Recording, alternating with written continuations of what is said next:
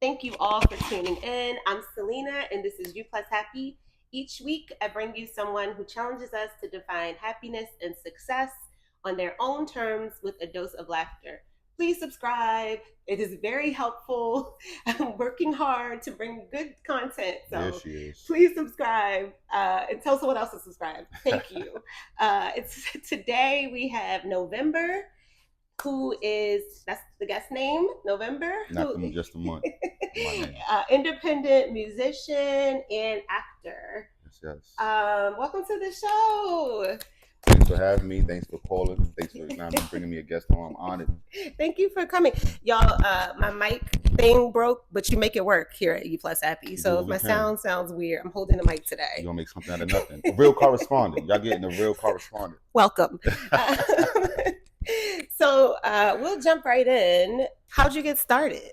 So, of course, a lot of things is passed down, like lineage and family and bloodline and tradition. Um, my dad, he was a dope musician at his time. He worked and was an artist and producer for Island Records, as well as a drummer. When they needed live instrumentation, my dad's been a drummer since he was like 12, 13 years old, went in the drum corps, toured with all kind of famous gospel artists and things like that. So that kind of got passed down to me when he gave me my first hip hop CD. It was a Big L, Big Picture. A lot of y'all don't know who that is, but you can do your homework. Big L, a legend from Harlem, and that kind of it did something to me. It was a song called Ebonics, and he was breaking down the slang, what it means, the whole song. Whole 4 minute song was just slang, what it means, slang, what it means. And I'm like, I've never heard nothing like that at 12, 13 years old. So it kind of like shaped me to find my love for words and things like that. And 10 plus years later, here we are. I'm on stages doing my own thing, had our own mini tour here in Atlanta. Got to be in a lot of rooms got to be in a lot of rooms of people that I watched growing up. You know what I mean? And it's nothing less than a dream that's been reality to me, dog. Like I love it. I Yeah, love it. yeah. And what about the acting side? Oh, the acting, man, that's just a joy. That's just it's fun. I Yeah. didn't know how much fun it would be until I was probably about 14 years old. And back home in New York, we had this program called Aspira, which is Spanish for rising star, if I'm not mistaken. Hmm. And I was casted to be the scarecrow on stage for my whole program. There was over 300 kids, so we had to perform in front of the crowd live on stage. And the reception I got from just being a scarecrow. Michael Jackson was my guy at the time. Rest in peace to the legend. You know what I mean? Hmm. It was an honor, and it kind of gave me the bug for acting as well. So I've been doing it ever since. Every chance I can get. Yeah. Do you how do you think how do you think they are similar? So being a musician and Right, acting, right. what are the similarities to you? Uh, the freedom to be myself, the freedom Okay. to express my art the way I see fit. Music is usually a delivery of your thoughts, opinions, and feelings, whether they're weird, funny, serious, whether they're, you know what I mean, questionable, or whether they're debatable, whatever it is, it's how you feel is coming from you. Unless somebody else wrote it, it's usually coming from you. And acting, you get a script, you Hmm. get a character, and they tell you to bring this character to life. You Hmm. give the character life. It's like kind of an inflatable balloon that you're blowing air into, and you give the character who you are. When you think about some of your favorite actors from favorite roles in movies, 90% of the character was who they are in real life. Hmm. Besides the script and the outline they have to follow to deliver the content or the topic of the movie, whatever, it's usually them for the most part. And that's the similarity I find between the two. Yeah, that's why like you see somebody get typecast or they like, Mm-hmm. oh, this person can't really play this role. It's not that they can't, it's just not in them. It's not who they are. Exactly. It's not bad, Not not at all. I was thinking about the correlation between singing and acting recently, and what what do you think about this? The thing that stands out to me, just as far as the practice, is Mm-hmm. the repetition. Yeah. So like both of them, you have. It's just like anything else, even sports. Yeah. To be good and to get it like to feel it and have the material inside of you, you have to do it over and over and Yeah. over. Well, I Yeah. don't know. What's your process? Nah. All right. Nobody judge me. Judgment free. I'm feeling like I could be myself here at You Plus Happy. So this is one of the benefits of coming up here. Selena does a great job of making you feel comfortable. Let me tell you that. She makes it really cool to be you. You know what I'm saying? It's always cool to be you, kids. Remember that. I wrote some of my best. I feel like I'm gonna be judged by your fans and audience when I say this. No. Don't judge. Well, if you don't, well, you don't have to. I don't care if you judge. I don't care. So, so I wrote some of my best songs on the toilet. Okay. Well, I wasn't expecting. See, look, I feel like I'm being judged already. I wasn't expecting it. Okay. I feel like I'm being judged already. Like I'm feeling judgmental energy from this side of the couch. It's not. I'm not. Some of my best work came from the toilet in the dark. I don't know what it is about porcelain. No, I'm gonna tell you. I don't think it's exactly the same. Well, I practice in the bathroom with the lights off. Maybe it's the bathroom. Maybe because there's no window. Well, my bathroom don't have no windows, y'all. So don't be judging my bathroom. No, I'm just saying, it's like, nice in here. It's very nice. I'm sure. No, but because I feel like, and I'm in a cocoon or something. It's a small, safe space. Yeah. Does that make sense? No, it does. It's like it's isolation that you choose to be in. You know what I mean? It's like the one time you get to choose to be alone comfortably because you know what you're in there for. Number one and number two, I ain't judging. Or bathing. Hopefully, more than likely, bathing, brushing your teeth, shape ups, you know what I mean? Singing in the bathroom. Like, think about it, like your best self, no pun intended, comes out in the bathroom. Well, it's like I know, but I think maybe there's something to it because that's when you usually it's privacy. Mm-hmm. I don't know how other people live, but typically that's the private place. Yeah. You're used to being in there by yourself, and it's like you can really be free. You brought up a good point when you said that. Vulnerability. You're literally being caught with your pants down. Yes. When you're in the bathroom. Yes. Shower, on a toilet. You're literally caught in your most vulnerable place, and I think subconsciously that's what it be. No, I'm sure there's some kind of study or research on it because I talked about this on the show before, but being an artist, and I think why I wouldn't say delayed, but why I have put it off being public about it as much is because of the vulnerability. And I think it's one thing to study a practice and be in a safe space, but it takes another type of vulnerability to do it in front of people who've never done it or like in front of, on set. There's hundreds of people and you're pouring out, even though those aren't your words, you're giving of yourself in a way that a lot of people don't do in public, And so it's it requires a full, be it a nakedness in a sense. And so the bathroom thing actually is not, it makes sense to me. Try it, y'all. I'm telling y'all, if you're a poet, singer, rapper, actor, whatever you do, go in that bathroom one good time, lights on or off, whatever you prefer, and lock in. Like I don't know what it is, man. But even if I don't have to use the bathroom, I'm sitting on that toilet with my phone out in the dark, and some of my best words come to mind sitting in that space, man. Wow. No, it makes sense. And you know what's crazy on top of that, what bothers me is how, all right, this might be just me, and this is probably the first time I'm saying this publicly, but I said this before in many conversations, and people always kind of be like, oh, snap, I never thought of that. When an R&B singer or rapper is rapping or singing on a song and they're pouring their heart out, and think of Usher Confessions or Tank's Whining Please Don't Go, Mario Winans, or Case I'm Missing You. When you think about all of these songs and men rapping and singing, Broadway, they're being vulnerable. They're being very, very passionate. They're being very vulnerable. They're being very honest and emotional. They're pouring their heart out, whatever it is, good, bad, or indifferent. When we as men, or even just mostly men, but when men talk about these things that is in the song, why is it that people call it sensitive and emotional that they don't want to hear it? But if it's on the track behind the beat, it's accepted. Wait, is that happening? So, like, say Case or Tyree. Wait, who's that? Tank. Tank was like just sitting here talking to you, and he was like, I was begging her, like, just please don't go. What would be your response? Me, because I'm an artist and I'm in tune with my feelings and emotions, I would be like, well, I've been there before. I get it. I understand how you feel. But the consensus would be like, you soft, like, man up. Like, really? Like most men to men, That's why men don't really go through breakups well. We don't really have that community, that shoulder to lean on. It's always, man, you be all right, man. Get over it. You straight. Yeah, have a drink. Smoke. Still, Yeah, like you don't want to hear that bullshit. Like you I want to hear thought that? things had changed. So this Nah. is me being a fly on the wall because obviously I've never been in a room with just two men and they didn't know, or you know, just a group of men Yeah. talking. And the closest I've got is podcasts. I'm talking about back in the day before Mhm. podcasts got popular. I used to listen to a lot of men talking on podcasts, and they thought I think they thought that no one was listening because of the things they were saying. But also, you're saying, why is it acceptable for you to do it in art, but not? In just real life, and nobody really notices that. Yeah, That goes so under the radar. I But gotta think about it's the that. exact same thing.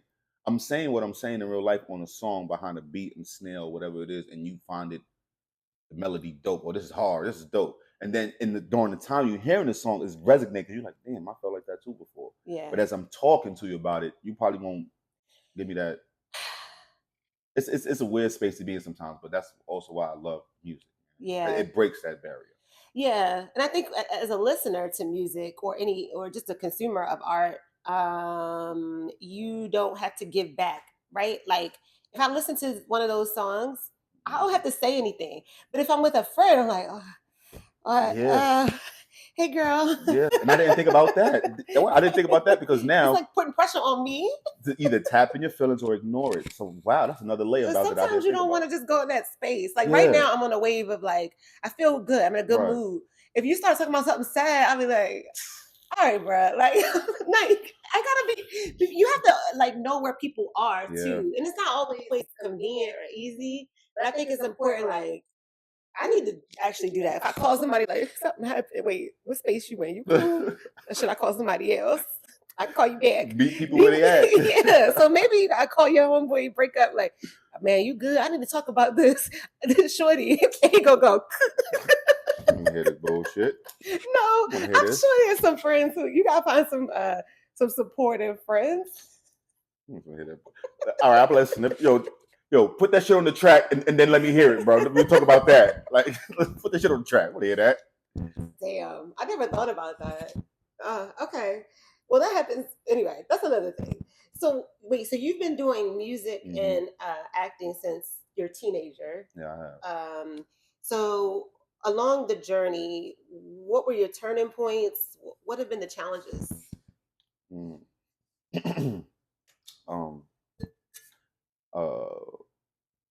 They've been every challenge you could probably think of, to be honest with you.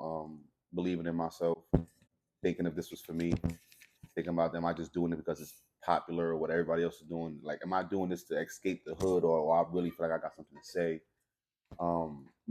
And am I good enough to be heard? That's probably was at one point probably one of my biggest uh, self damaging thoughts that I probably could muster up in my own mind.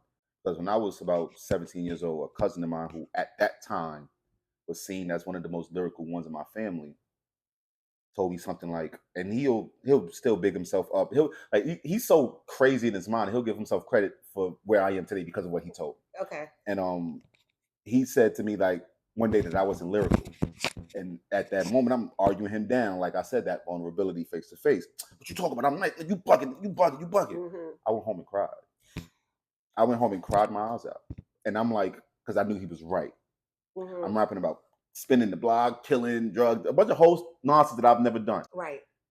I've seen it. I've been through shit. I have experiences, but that's not the lifestyle or the path that I was choosing to go down. Right. So from that moment on, I told myself I would never, ever, ever rap about none of that stuff again. And at that moment, things just kind of turned around. Yeah. Started taking it seriously. Started changing the music I listened to. Started really digesting music in a whole different way. And it kind of shaped who I am now as a lyricist. So it puts you on a path to be authentic and 100%. to be like a student Mm-hmm. of your craft, 100%. to dive in deep. And I really, one of the biggest things that I think has held me back is that lack of believing in yourself. And and your story was a bit different, but being so in the beginning, we just talked about being vulnerable. So this already takes a lot of courage. Yeah. But in the beginning, it's like it's like a baby, and I'm giving you this huge part of me, and then you Yeah. shut it down. It is like devastating. And I remember the first time I let somebody read some of my poetry, I was like in middle school, and she was this artist, like even though she was in middle school too, she was going to this art school in Baltimore, and Oh. I was like hood chick, Uh-huh. and she said my poems aren't good, and so when she left, I cried and I Oh ripped up man. my notebook. I ripped up my Oh. notebook. I wouldn't do something like that now, but it was like the first time I Yeah, had let yeah. someone read my work, Right. and I was so sensitive. You know, I'm sensitive about Well, my artists are sensitive about about my our shit. shit. Like, come So on. it was, you know, it was devastating. But I think, and for people listening or whatever, it's one thing I've learned is like, listen to what's calling you, right? Like Yeah. I think that's so important, and I say it all the time. But like, you're not called. I've said this on the show. I'm not called to be a doctor. I never had it. I never felt like I wanted to do that, even though it's Mm-hmm. prestigious, it's like it's respected. Yeah. That's never crossed my mind. But acting and singing and writing poetry, that's been like Day oh and night. nagging me. You wake up and that's the first thing on your mind. You remember Sister Act? I don't know if it Oh, was two. She was like, if you wake up thinking about but this this and you you go to dream sleep thinking about about that, this, this you're step supposed to up to be. doing this. That really Yeah. spoke to me. I was Yeah. like, Whoopi, you right. Whoopee. That's what I'm supposed to be doing. Whoopee. Whoopi. But it takes so much Yeah. courage and all those and I still have doubts. I still have doubts all the time about it. Like even with the show, I'm like, what the fuck? Like it's I wanted to grow faster. I'm like, why am I doing it? You know, you have those moments Yeah. like, why am I doing What this? am I doing this What for? am I doing? Like, what am I doing? Yeah. And then it's like, I I know can't what you mean. stop. You know, like if you stop, what else would you do? Probably stop breathing. I mean, let me tell you something. I'm pretty sure you feel the same way. Like we love what we do so much, even if it wasn't a monetary reward behind it, we'll It still ain't do none because y'all ain't subscribing. Okay, if you would subscribe, I could give a monetary reward. All right, sorry. it. Yo, that's what I'm saying. Like you ain't even get there yet, but you still doing it with a passion, with a smile on your face, with a joy because it makes you happy. Yeah. What else would you be doing if you wasn't doing it? Right. No, I wouldn't. I tried to run away. I'm sure you've had a moment where you wanted to stop, but it's really not a choice. It's not. Like if I don't do it, I'm drinking too much. I'm in the streets. I'm partying because I'm trying to escape. I'm unhappy. I'm depressed. Disappointed. Like, and I get depressed in this world too. Yeah, but of course. But at least it's for something that I want. Something that you love. Whereas like I'm not even if I'm not doing it, I'm depressed for no damn reason. Like when you say that, you touch on the idea of. I'm pretty sure everybody probably seen and heard this quote. They said, when you imagine when you die, you on your deathbed, and around you is all the embodiment of all of your dead dreams and goals that you let die, and they're asking you, why did you not live me? Why did you not chase me? Why did you not fulfill? Why did you not? That gave me chills. Like saying it now is giving me chills. Because I'm like, what else? Like at that moment when God is getting ready to call you home, like what else is you thinking about? Yeah. You're thinking about the things that make you happy, the things that brought you joy, the memories that you love, want to hold on to, and also you having some regrets about the things that you never did that you wish you could do over. Yeah. And win, lose, or draw, we're doing this. Like we're doing this. No ifs, ands, or buts about it. Till we're in that situation and God is about to call us home. You and I share that passion. We're doing this, and there's no way around it. It's no way around it. I have to do it. I've tried to ignore the call, and I don't know what Solange was talking about in this song, but I was just sharing it with someone. When she's like, I tried to drink it away, like you try to do all these things to get it away. It's not gonna go away. Yeah. So you can just you just gotta do it. Yeah. Like you just said, good, bad, or indifferent. Yeah. Whatever. And so this is one of these things you have to stick with. But so moving on to my next question. Speaking of like our challenges and stuff, on the other end, what would success be? What does it mean? Being able to do it now, the way I'm doing it, and being able to take it to a point where I don't have to be as big as Kendrick. I don't need to be big as J. Cole. But I'm recognized for my craft. Like I can still go on tour and perform for a crowd of 10,000, 5,000 people. You know what I mean? I can get a check and feed my son. You know what I mean? I can sustain myself. I can pay my bills. I can live my life. I can do all of these things doing what I love. Hmm. And I don't need to be as big as anybody else. Like, and in the beginning, that was almost the goal. That was almost the plan. That was almost the purpose for a while. You know what I'm saying? Being able to still do what I love on any scale, and it provide me the benefit to live. Yeah, that cliche of comparison is the thief of joy is very true. So like comparing myself to somebody like Kendrick or J. Cole would like discourage me, right? Mm-hmm. Because it's like it almost feels impossible. Mm-hmm. Not saying it I know is, what you mean. but outside of like so your career, being able to do it on a scale that works for you, I also think some scales are not for everybody. Like Yeah. Yeah. I would lose it if I was at Beyonce's level. Like I would lose my mind. Like I think I would. You can't do Yo, anything. let me tell you something. Certain, like you're right. Certain people ain't I'm meant to not be built for certain that. I'm heights. not built for that.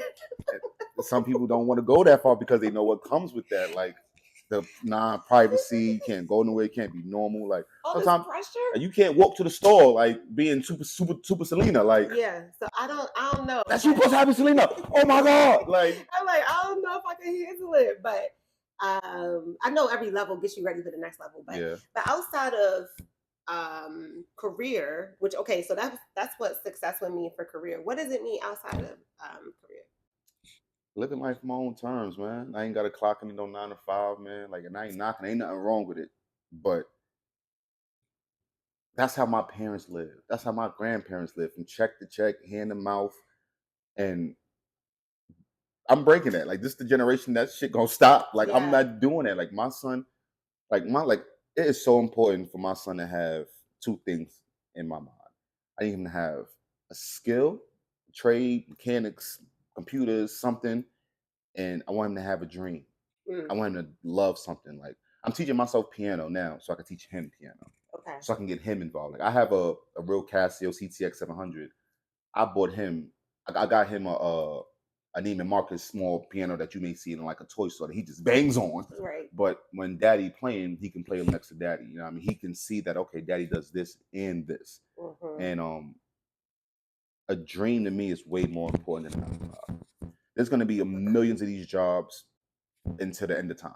Yeah. AI coming through and all that is still gonna be something for somebody to do. But a dream, but a goal, doing something that you love and will live and die for, something that you can stand behind, something you believe in, something that feeds your soul, that lights that fire in your chest, is 10 times more important than living somebody else's dream, because that's all we're doing when we work a 9 to 5. Yeah. These jobs, working for the company I work for, that's not my dream. That's that person's dream. Hmm. 100 decades ago, and now it's reality, and they can just kick back and, you know what I mean? Yeah. Yeah. I do think some people are built for like go to work and go home Yeah. and have like a family life or Yeah. whatever. There's nothing wrong with that either. I mean, that's No. it's beauty in that. It's Yeah. peace, it's serene, it's security, and I know more than anything that's what's more important in these times. Like Yeah. it's security. I've wished that I had that dream, like to just go to work and then go home and have a family. I That'd be wish that was. I that'd be wish. so easy and peaceful. I feel. Yeah. I wish. I've tried to wish. I've wished that so many. I'm like, oh God, I just want. I wish that was just what But you get turned around every time. but I know that would make me miserable. Just like our life, the life that we've chose is difficult, and all lives are difficult. But like some people wouldn't be built for that. Yeah. So it's like what you are built for, I guess. Yeah. So I don't know. What do I know? What is your biggest motivation? Um, I don't want to sound cliche, just say my son. You know what I mean? Everybody Like, says their right, kids. right. And that's true. Of course, it's true. But my biggest motivation is that excuse me, I got something to say. Like Mm, I got points to make. I got shit to get across. I got something that needs to be heard. And I'm just as fly as a dope boy. I'm just as cool as a dude you think is trapper or whatever he do to get his money. I ain't knocking nobody's hustle, but I don't need to do none of that. And I'm just as dope. I'm mhm. just as cool. I'm just as chill. You know what I mean? I don't want to. I'm him, but I'm me. You know what I mean? And then I think that's like my biggest flex. Everybody want to be him. Him. Who's him? I'm me. It's like I think it's like the same as when women say I'm that. Yeah, I'm that. Who was that? Like, It's like I don't know, elites. I don't know. Wait, going back real quick to when you said the hardest thing was believing in yourself. How did you overcome that? um, realizing that I didn't have a choice. It was either I believe in myself or I quit. And like you said, this calling is not going to allow us to do that. So Hmm. I had to do something else after I made the choice. So after I made the choice, I have to believe in myself. All right, cool. Now give yourself something to believe in. And I had to get better at my craft. I had to put my 10,000 hours in. I had to take it serious. Like you said, I had to be a student. I had to do my homework. I had to do research. I probably watch almost every hip hop documentary I can get my hands on. Hmm. VHS tapes, DVDs, YouTube videos, any documentary that I can find that detailed or entailed anything about hip hop, R&B music, just music in general, soul, jazz. I had to engulf myself in it and really find out, all right, what's driving this thing and how can I find my new gear? Because everybody start off with gear one, gear two, like you said, each level gets you prepared to the next. But Hmm. now I need to kick into a whole nother gear that I haven't tapped into yet. So how do I do that? You feed the fire, you feed the passion. I just engulfed myself in music, picking up an instrument. And the more and more I fed myself, the more confident I became because I put the work. And I'm not just saying like Mm. when it comes to music, it's not too many guys that you can put next to me and I not hold my own. Whether I'm better than them or whether we neck and neck. It's just not happening. I feel like it because I put the work in. Hmm. Not just because I'm cocky or confident. No, I put the work in. And I've seen my growth. I've seen my development. Like, and then those family members who said I wasn't lyrical gotta double back and be like, oh, now you're the best one in the family. And I know I am. Yeah. There's nobody who's gonna see me right now. And that was my motivation, and that's what made me believe in myself because I put the work in. Yeah. It's like I think sometimes people wait for confidence, but the work creates the confidence. Exactly, So you got to exactly, do the work first, and then the exactly. confidence It comes. comes because you put the work in. Like I Yeah. watched the interview on the JBP, and Marsha Barossa was on it, and she was kind of saying the same thing. Like she dropped the album today, and she's a go. She's one of my favorites. So shout out to her. She's a legend, man.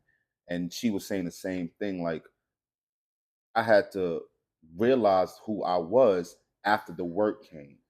Mm. I mean, you're that person in the beginning, but because you got the potential.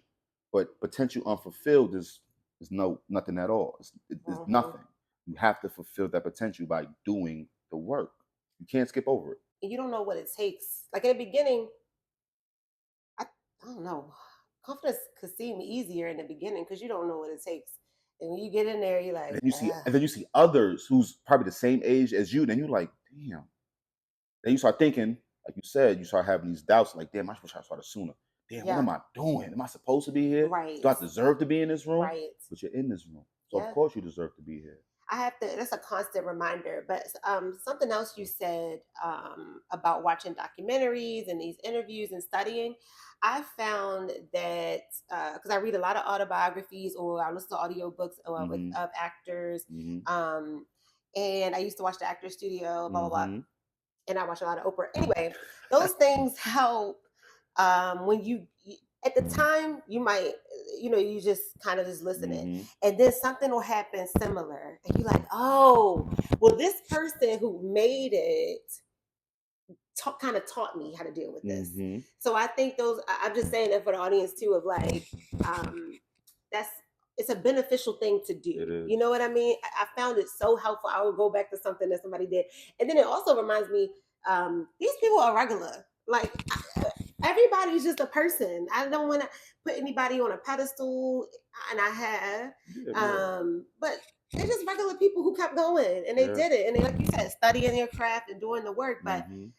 I'm no different from these people who Not have at made it, all. and I have to tell myself that too. And I still get scared all the time, so I'm Yeah. not saying I got it figured out, Right, but right. these things do help. And I love that what you said about the work comes before the confidence, and Yeah. like that's what keeps you going. Is that Mm-hmm. okay? Yeah, that's right. Okay, You okay. have to. You got to put the work in. What's the best advice you've received?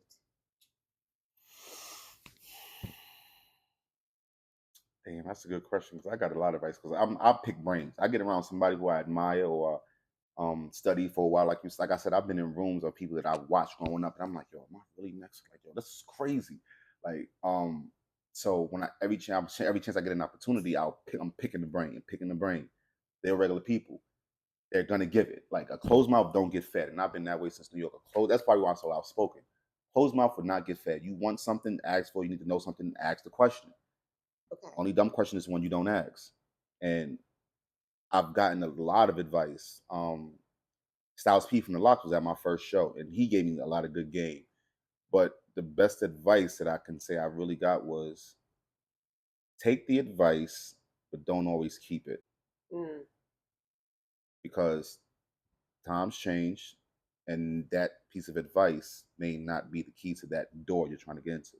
mm, And I digested that, and when I was able to break it down, I'm like, okay, so I can take all the advice, but don't keep it. Take what you need from it, use it for when it's useful, but stick to your own. Like your gut, your heart knows best. Let's listen to your intuition. Like yeah. women got this intuition that I do believe in, but as artists, we have a intuition that's just a feeling. Yeah. I can't explain it. Like you know when you're in the zone, you know when you locked in, you know when you're in the pocket. Like and go with that. Mhm. Trust your instincts because it will always get you to where you're trying to land. You know what I mean? Yeah. No, I believe that so deeply. It's not always easy. No, it's not. It's scary. Yeah, it's right. It's And terrifying. your Yeah. intuition, sometimes it's telling me things. I'm like, And it's smacking that your head don't like even make stupid. that don't even make sense. Why would you tell me to do this? It's not, and it sometimes tells me to do crazy things, and I'm like, what? Not crazy. Oh. No, not crazy. No, okay. Actually, thank you for second clarify. I mean Yeah. crazy, like pursue acting at my Right. age. Right.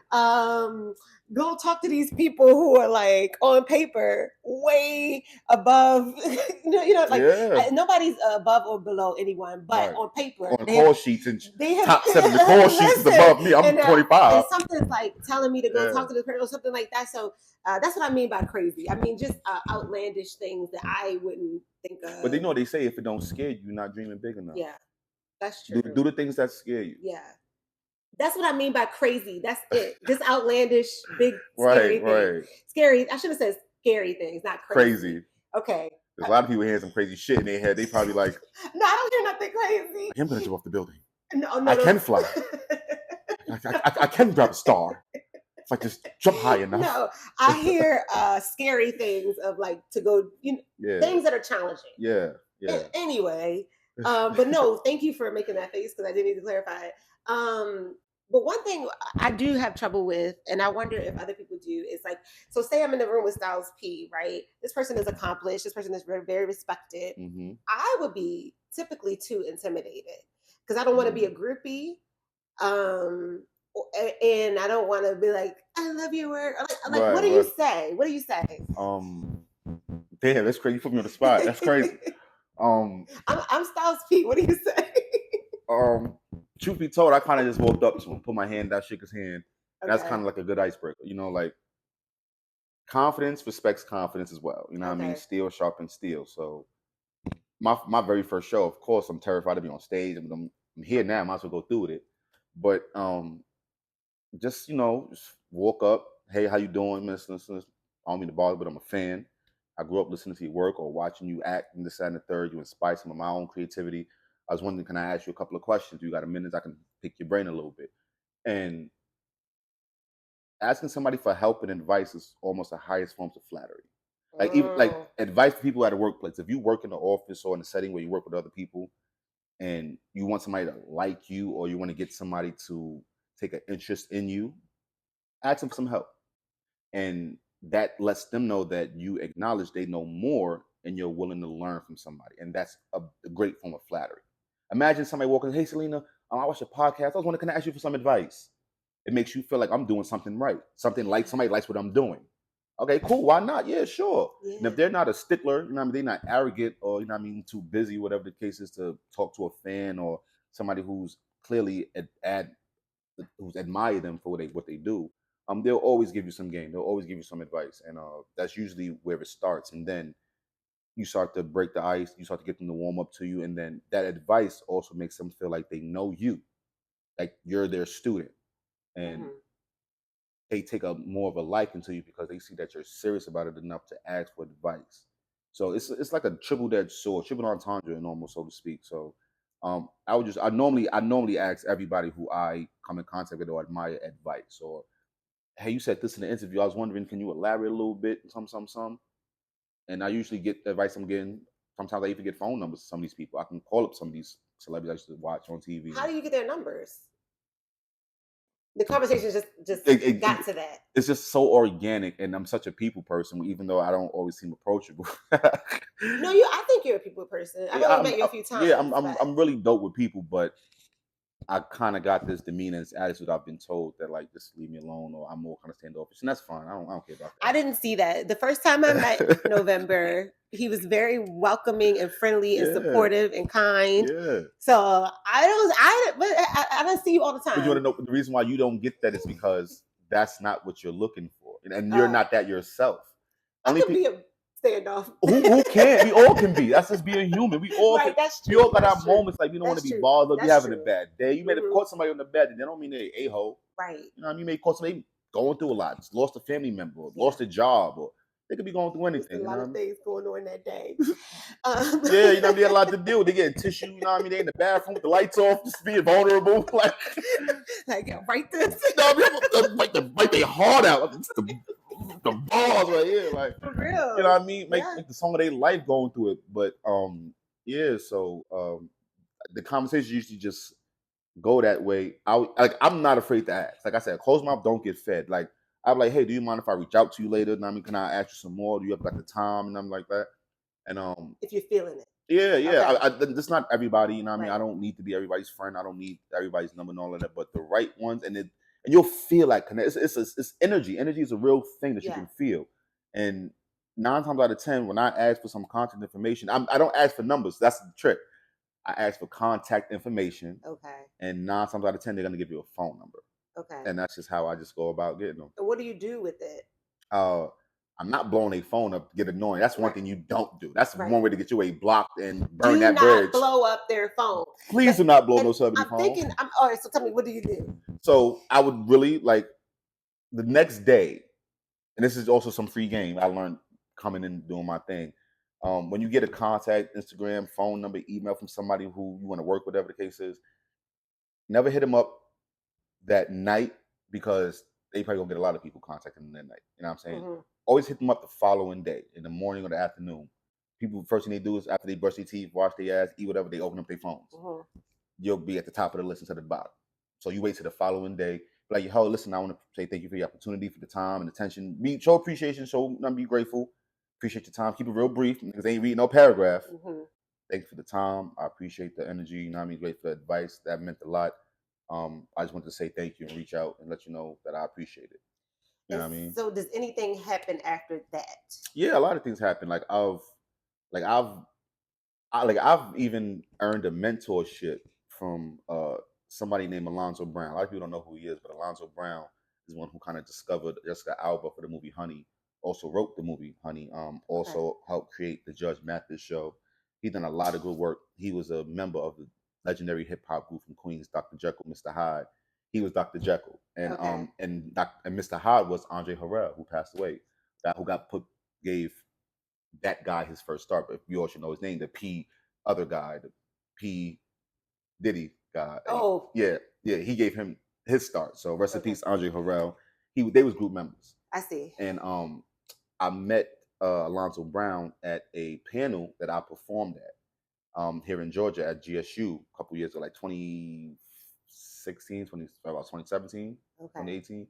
And I tore the house down, did an amazing show, and he was one of the panelists. And after the show, I noticed everybody was going to everybody else because they didn't know who he was. But me doing homework, watching these interviews, being a student, gave me a leg up because I knew who he was. And he's from New York, he's from Queens. I'm like, oh, that's Dr. Jekyll, Mr. Hyde. That's great. My pops grew up listening to him. That's crazy. So I went over there, got his email, got his contact information, and for weeks I emailed him. This is probably the one time you were blowing up. Not the phone, the email. Exception to the rule. Email is different. And you were feeling it. Because the thing about I was definitely feeling it, and I was younger. I was more hungry. I was more eager. Yeah.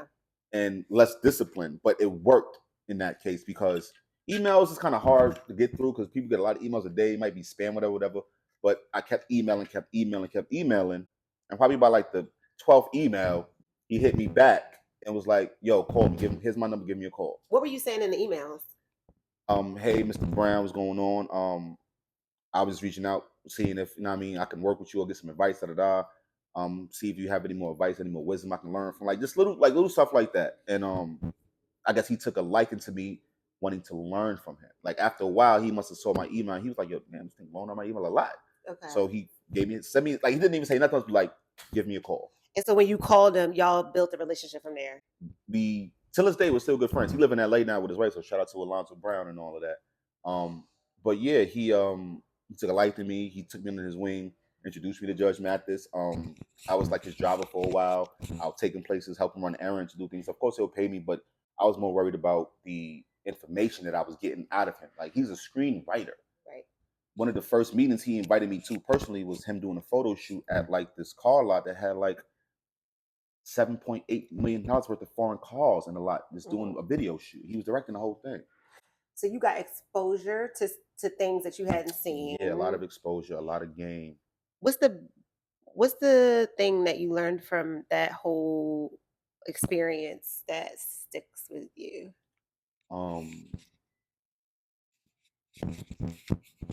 Alonzo taught me a lot of things, man, and it wasn't just like things he told me. He would just speak, and you would have to like know what to absorb. Yeah. You know what I mean? So, and it was a quality over quantity. And I was writing a lot of music. Till this day, I still write a lot of music, but he kind of gave me the gift to know how to pick out what I'm feeling like. I could still do this. This is still telling them I could write to any beat about anything. But the ones that I feel the most is the ones that I think my best work always shines in. And that's what he kind of pulled out of me, because he was getting a lot of offers that he turned down. I mean, he was showing me contracts that they wanted him for 2.2 million, but he didn't believe it. He was like, "No, I'm good on that. Good on that." Like, I spent hours in this man's home going over things with him and watching him just work, watching him write. He would go in his room. He'll lock himself in a room, leave me in the house in my own vices, lock himself in a room for 2 and 3 hours at a time, focused. I mean, reading contracts, emails, phone calls, and writing his own stuff. And then he'll come out and then he'll tell me a little bit what he did and all that the case is. So I realized that probably the whole time I worked with him, probably for about 2 years, I've probably seen this man take 3 contracts out of being offered over 20. Why did he tell you why he turned those down? Quality over quantity. He didn't believe in it. Either they didn't do a good job at explaining what it was about, or what the show or movie or whatever it was going to be about. Whatever it was something in it that told him that they either didn't believe in it or they didn't give him enough to believe in. Okay. He didn't want to put his name on everything, and I kind of get that. Yeah. Okay. All right. And then thank you for that. And then, because my brain had a bunch of questions, but in the interest of time, so when you wrap up those conversations, because I'm asking this because I don't have no game, y'all. But I've met some folks that I admire, and I freeze up, like, and think of them as so far ahead of me, and like they wouldn't want to talk to me, not in a negative way, but just like almost. Right. Almost kind of like, look at this. Look, I mean, come on, girl. Listen. Look at yourself. And that's and what. And let me help you with that. Let me give you a piece of game that I've realized to help you with that. They were where you were. That's true. It was a point in time where, let me tell you something. Morgan Freeman was doing stand-in extra work in his 40s. A lot of people don't know that. Mm-hmm. There's movies and shows you can see him in as an extra, like walking through the background, just no lines, just walking through. And the party, just sitting there with a regular party. He was a party goer at 40. This man was a party goer. Yeah. Nobody knew who he was. Yeah. Look who he is now. Okay. A household name, Oscar Award winning, nominated. Like, he's one of the GOATs. He's on a Rushmore. You know what I think, and that's a good point, but you know what I think it is? I think my problem is I never want to approach, and this is for the audience, I'm sure somebody listening who would be afraid to approach someone. But those relationships are important. And I think in any business, anything you do, relationship building is very, Yeah. very important. Yep. Even if you trying to build a relationship with clients or Yep. whatever. Even with the podcast, I have to build Yep. relationships with guests. But Yeah. anyway, so I think it's an important skill to have, period. But my concern is always to like not go up to them as a fan. Like I am a fan, but also not like I'm putting, like I said, putting them on a pedestal or like a, you know, like I'm putting like I think I'll come off as like desperate, and I think that kind of energy is important not to show. Yes, it is. Like Yeah, you you're don't, because I don't think anybody respects It's scary. desperation. It's also frightening. It's scary. Like Yeah. you're desperate. What would you not do to get to me?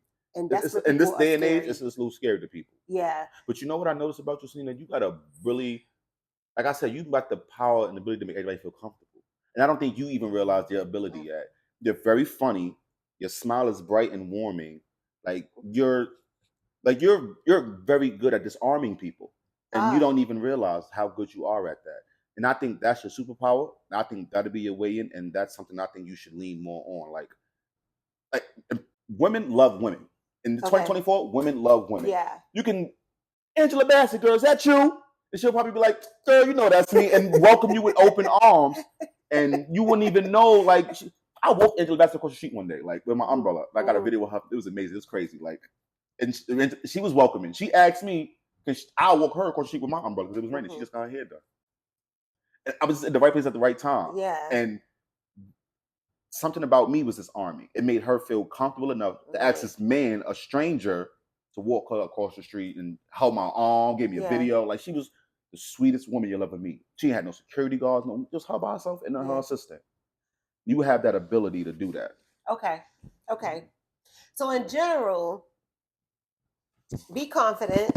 Always. Everybody, whoever you, if any situation, and then don't miss your opportunity. Like closed mouths don't get fed. So if you want something, ask for it. That's right. And just be ready for whatever comes, right? Yeah. Okay, that makes sense. And I think there can be rejection in there too. Like just be prepared for that. Of course. Because the podcast is, I've got a lot of rejection, but I'm saying that to say like that's part of any field, experience, any work, anything. There's some doors that are like no, like okay. Yeah, it's a lot of applications. He was like, "Hey, oh no, we're good. We just finished hiring." Shit. So there is rejection, and some things better, worse than others. But yeah, I think that's an important note. But okay, I like this. And thinking about that. Okay. Let me see. We're running out of time, but I want to ask a few more questions. Wait, let's do it. So let me see. I gotta focus on what's okay. I got my last 3. How do you know when you're making the right decision? You don't know. Okay. Just the outcome. Outcome will tell you. You don't know. Like that's crazy. Like there's a lot of people looking at their baby mom, baby dad, like, God damn it. It was all good just 9 months ago. God damn. I don't know what happened. I don't have kids. I don't know, but I hear these horror stories. I really think something happens. I'm gonna Google it. I think something happens in the hormones or something. Like shit needs to be studied. They're like everything was cool, and then everything wasn't. I think it's I don't know. I'm sorry. I don't I mean, know. that's more of a deeper thing, and I think that got a lot to do with control and the way how the system, the government, kind of align things in one gender's favor. Yeah. And that kind of empowers certain type of people who don't have like when you don't have control over anything else in your life, or you feel you don't have control over nothing else going on in your world, and you get this opportunity to make a human with somebody else, that gives you that level of control. Now you feel like, I got to control something, and it's going to go my way no matter what. And it's unfortunate, but yeah, that's another conversation. But I think that's where that comes from. I made a promise in the show that I wouldn't talk about things I haven't experienced. So I don't, and I'm not, I'm not a mom. So shout out to all the moms. All the moms, all the dads. Happy belated Father's Day. All the dads. I don't know. I really, that's one of my pet peeves. That's my thing. But anyway, so, but we'll talk off. I'll tell you what I really think. Off camera talk. Matter of fact, you want to hear about this? Subscribe. Get on the Patreon. This is going to be on the Patreon. I'm going to get canceled immediately. But Patreon, you want to hear this? I got 10 followers. They be like, we don't like her no more. But so you said sometimes things feel things constantly change. Yeah. So you just don't know. Yeah. Like you can do something right now. Like I can put out a song, which I got many songs out, and it felt good to me. I loved it. It's one of some of my favorite songs, one of my favorite work, and it's out right now. And it may not be a hit to the crowd right now. 3 months from now, one other song can blow up, and then that song that I didn't think much of, and it will be in the world's favor. Okay. So you never know if you made the right decision until the outcome. Okay. These choices, decisions. Do you have an approach to decisions? Like do you weigh everything? I kind of do. You know what I mean? Like Alonzo said, you don't slap your name on everything. You know what I mean? Everything. Like I've turned down a lot of collaborations. I've turned down songs that I've done with people that was already recorded. I'd have been like, you know what? I'm not putting that out. I done took songs down off of streaming sites that I've done with people because of relationships went bad. And I'm like, you know what? I don't want you getting no promo. I don't like this mix. This is coming down. And I've redid them without them, put them back up. So yes, it is a method to it, but at this point in my career, I trust my decision making. When it comes to not everything, because life is going life, and there's no way around that. And this ain't no rule book, ain't no guidelines, but the Bible. There's nothing else that we can kind of figure out how to do this life thing. So, like we talking about things that we can't control. I can control my music. I can control my acting. I control the roles I take. I would not be typecast as a drug dealer gangster no more. That's not what I'm after no more. Yeah. Now I'm getting lead roles of CEOs and managers and funny guys and other things like that because I took control of it. The music I put out, I would not put out music without it being of a certain level of quality. It needs to be mixed and mastered to perfection. It needs to be certain. It needs to be radio ready. I need to be able to compare this to a J. Cole song and be like, okay, yeah, they sound pretty good. All right, cool. And that's now my decision making almost becomes second nature now. Like I know what I'm looking for. I know what I need to hear.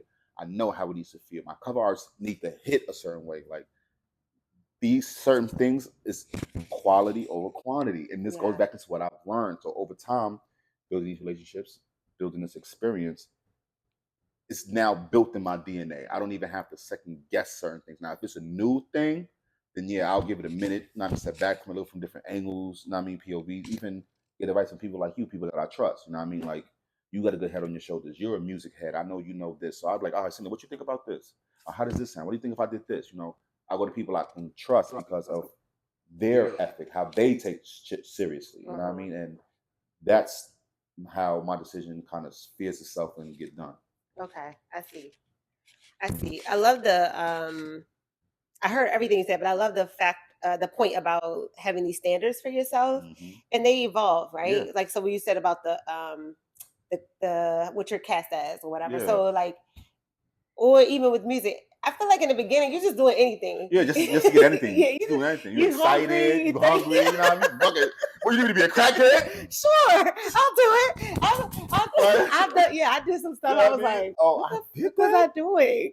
I was like, girl, no. But I'm kind of glad I did it early on. So you like, okay, all right, that's not what we doing. That's not what we doing. Having these standards for ourselves is really important.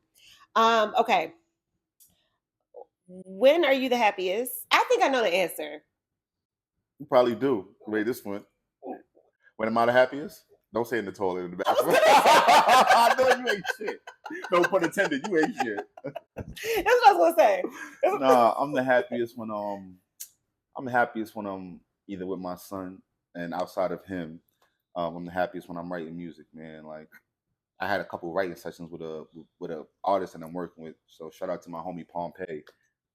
Pompey, you need to get on this podcast. Hey, yeah, you heard? You're invited. Pompey, you got the invite. I got the plug. Come on now. So, yeah, when I'm making music, you ever seen the movie Soul? Say it again. You ever seen the movie Soul? Mm-mm. It's a Pixar movie that I think everybody, if you're doing anything creative, acting, music, poetry, podcasting, watch this movie. It'll bring tears to your eyes, but it's also very deep. I'm gonna try to keep it real brief. Jamie Foxx is the main character. It is a cartoon show, and he's a piano player. He ended up dying by accident. The day he gets his big break, he dies. His soul goes to heaven. He's trying to get away from heaven because he's trying to live his dream, live his goal. He meets his other soul who don't want a body, who don't want to live because she thinks life ain't shit. And then they end up falling in the earth together. He's in the cat. She's in his body. And then she finds a passion for life. But it's a part of it when he says that when you're in the zone, you go somewhere else. And I believe this wholeheartedly. When you're in the zone, when you lock in doing whatever it is that you do, and you got this flow, you got this bounce, you got this rhythm, and it's just you seem like you can't lose, you can't miss.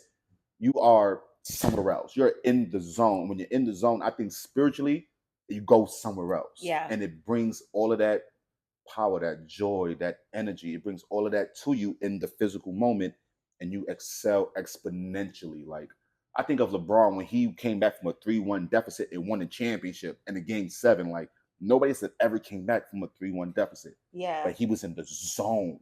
You know what I Yeah. mean? Yeah. And you can feel it. Like you dialed in. Like think about when you wrote your best poem. Mm-hmm. Think about how it just came so easy to you.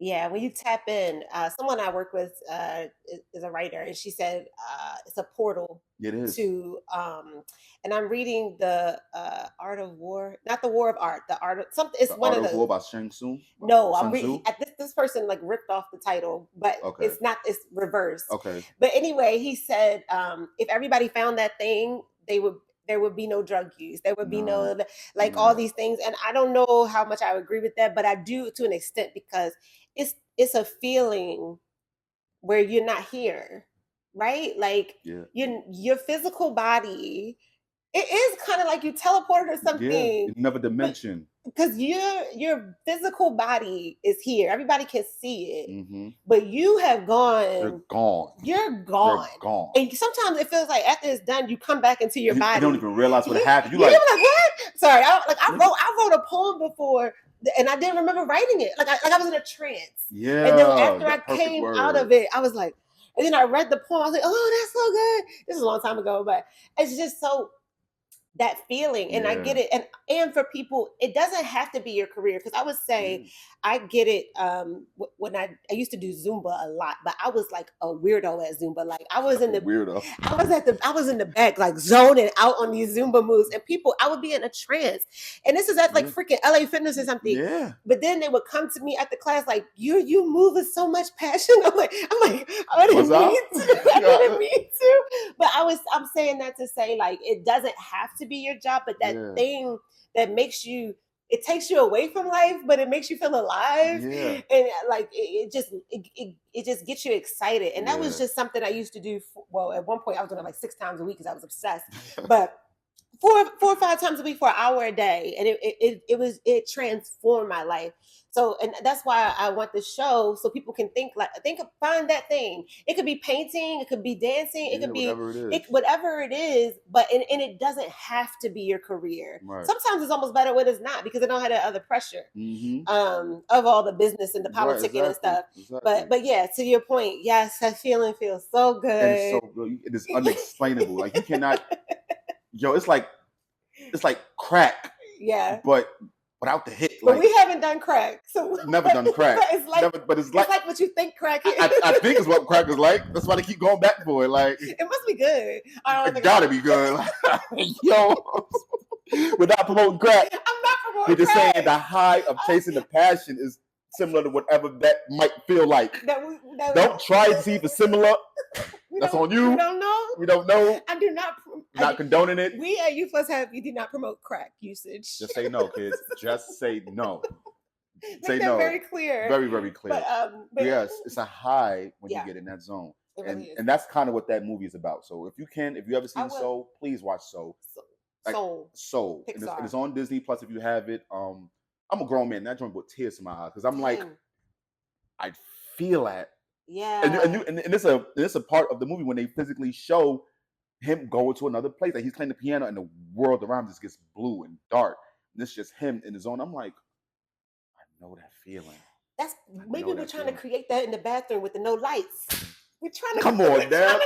There's layers. It's layers to this. You Plus Happy. We bring out layers like an onion. It's layers on layers on layers, man. It's true. It's true. It's layers. Maybe we're trying to simulate. Okay. Simulate, not Similac, not baby feed y'all, but simulate. Simulate. We're trying to assimilate. Okay.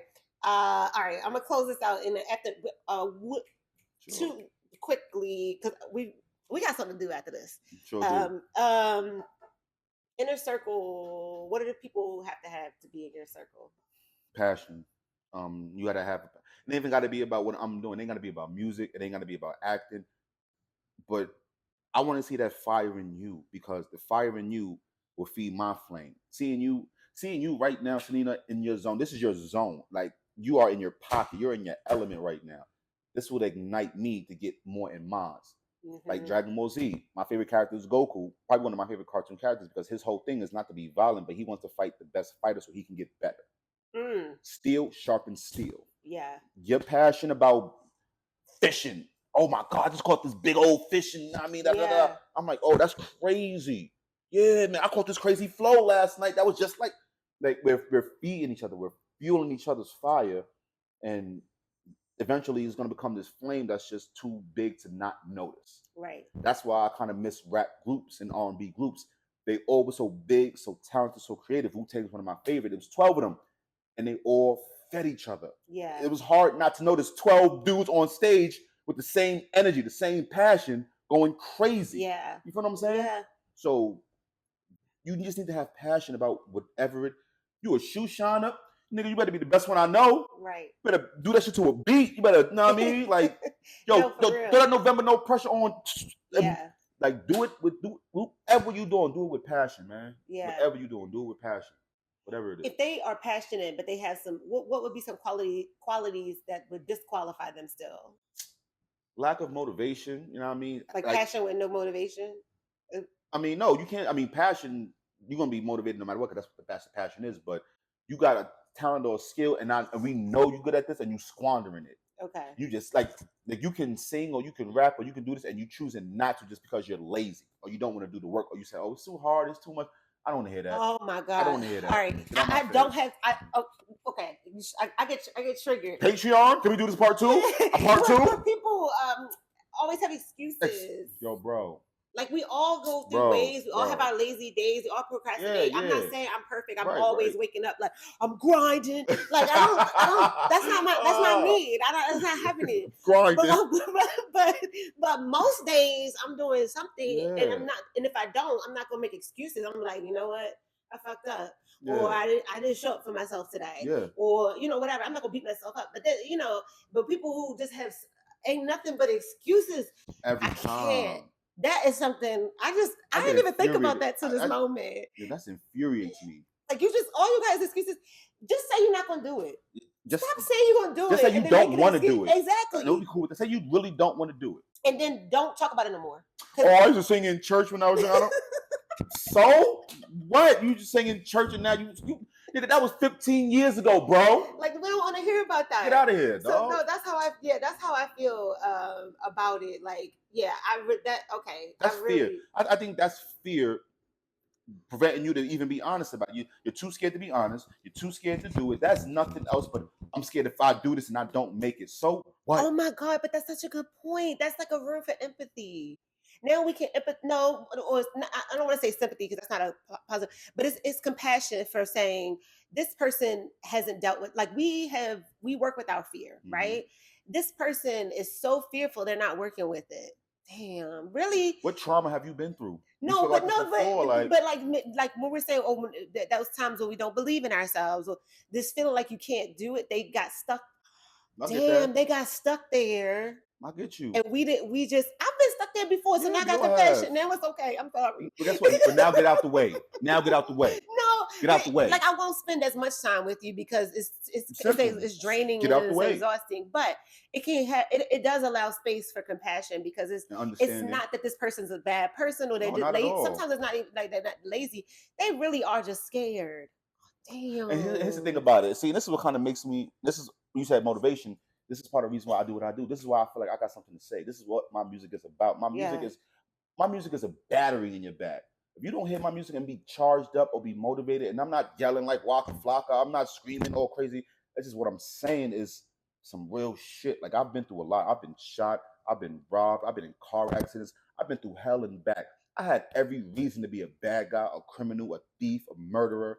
I had every reason not to do what I'm doing. I got shot and had to be on bed rest for 6 months. I was sitting at the same 4 walls. I was pissing in bottles because I couldn't walk to the bathroom. I was feeling like the doctor said I wouldn't walk again or I wouldn't walk the same. I gotta be on stage. I model. I gotta act. I gotta take my son around. You tell me I can't live a normal life no more? Yeah. I wanted to end my shit. But then something hit me in the middle of one of the nights. I'm like, nah, you bugging. You bugging. The next day, my black ass is limping down the stairs because I knew I couldn't walk. To get back up, I'm sliding myself on my ass to get up the stairs because I had enough of that. Yeah. So in one of my songs called No Pressure, I said, I might sympathize, but I can't empathize. There's no cap. That's not how I was made. I'm sorry. Like, I don't have no sympathy for certain shit. Yeah. We all been through something. Yeah. All of us. Yeah. No, don't let it cripple you. Use that as motivation. Yeah. Let that be why you're gonna excel. You know what I'm saying? So yeah. It's a double-edged sword, man, because I get it. You know what I mean? I know. I can be very to your point, no, insensitive. So I'm trying now. I'm swinging the other way. So at some point, it'll balance out because I'll be like, "Get over it. We all been through stuff. Get over it." I mean, there's so many things that have happened in people's lives that you don't. I didn't know that about you until this very moment. Which when I asked you about stuff earlier, see, the podcast need to be 2 hours because people don't get warmed up to the hour. You want a part two? Subscribe. Leave in the comments. Y'all want a part two? Do you want a part two? Because now I don't have time to ask you about all of that going through that because and that's another reason for the show is I want people to not feel alone. Mm-hmm. And when you hear that someone has gone through something traumatic, and that word is so overused right now, but going through something really life-changing, and then they come out on the other side and they pick themselves up and they didn't get stuck there, because I've seen people get stuck there. And I'm not saying that it's easy to not be stuck. Not at all. But it's very easy. But that's why I want the show, so people can go to the other side. Yeah. It's like, there's a tunnel, right? There's a tunnel. And you're going through it and it fucking sucks. And that light seems small, but the before you go it gets bigger and bigger and bigger. Yeah. And they say if you're going through hell, keep going. You're already in it. You're almost out. You're going through hell, keep going. It's so true. And it's been some dark times, and you're always happy that you got out of it. Yeah. And you can look back. And it makes you strong. Yeah, it does. It empowers you. And it gets you ready for the next level. Because guess what? Something else gonna happen. New levels bring new devils. For real. New levels bring new devils. Something else gonna happen, but I don't know if it gets easier, but you can handle it. Like, okay. You put the chip on your shoulder, like, well, I've been through this. I'm like, what's up? Oh, okay. I've seen this already. So, you know that what you're made of. Because it's one thing to think it. I like that one. You know what you're made of. Because it's one thing to think it, but again, the work gives the confidence. So it's like, I've been through this. I know for a fact that I can overcome this because I did. Yeah. I'm not saying I can overcome anything. I can.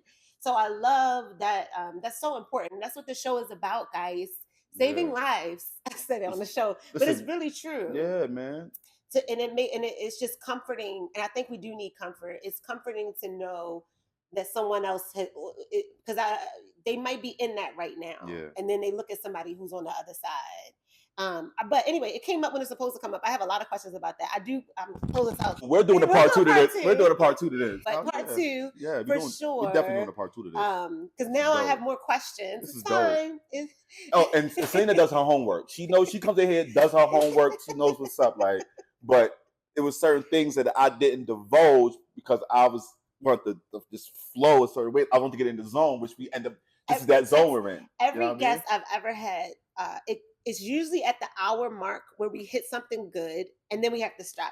So now I'm like, I want to ask people to do 2 hours, and I could cut out the whole first hour. So the audience, because if they don't want to see 2 hours, and then, but that's when it gets really good. Yeah. The beginning, everybody's getting comfortable. I'm understanding the guests. I'm giving, this is BTS. You're getting in your zone. You're getting in your pocket. This is what we're talking about. Very normal though. Yeah. It warm up. I gotta work on how I can get the warm up quicker, because it can't be an hour warm up. Ain't nobody got time for that. I'm interviewing busy people. Okay, I'm gonna close this out in the interest of time. Are you good? Yeah, no, I'm good. Thank you, November, for sharing your time with me. Thanks for having me. And inspiring listeners to redefine success for themselves. Y'all can find out more about November on Crown Me November on Instagram. Pretty much everything else, man. I don't really do Snapchat, but if I did do it, it would be Crown Me November. Find me there. My music is literally on every streaming platform you could think of. Excuse me, it's everywhere. So Crown Me November. Check my music out. Dropped a song called excuse me, I dropped so much music I don't remember the name on top of my head, but it's called They Don't Know. My new joint, November, They Don't Know. fire. It's crazy, and it's gonna put a battery in your back, man. So go check it out. I'm outside with it. I'm outside. And can I tell them November's your real name? Yeah. At the first, when I first met you, I was like, "Is November your real name?" I wasn't gonna call you anything else, but I was just curious because it sounds cool. And then I was gonna ask, "Why'd you pick November?" If it wasn't, whatever. You get it. Part 2. Get all that in part 2. So subscribe. Part 2 gonna drop. And then you're gonna get all this other information that you sitting on. Subscribe. Okay. Thank you, listeners, for tuning in. Thank you for listening. And again, I ask that you subscribe to the You Plus Happy channel. It really helps, y'all. Yeah. And I really, really appreciate it. And you can follow You Plus Happy on Instagram at You Plus Happy. All the connection, the contact info will be in the show notes. Yep. And I'll see y'all next week. And I asked the guests to say the tagline, which is, "We'll show you our definition of success if you show us yours."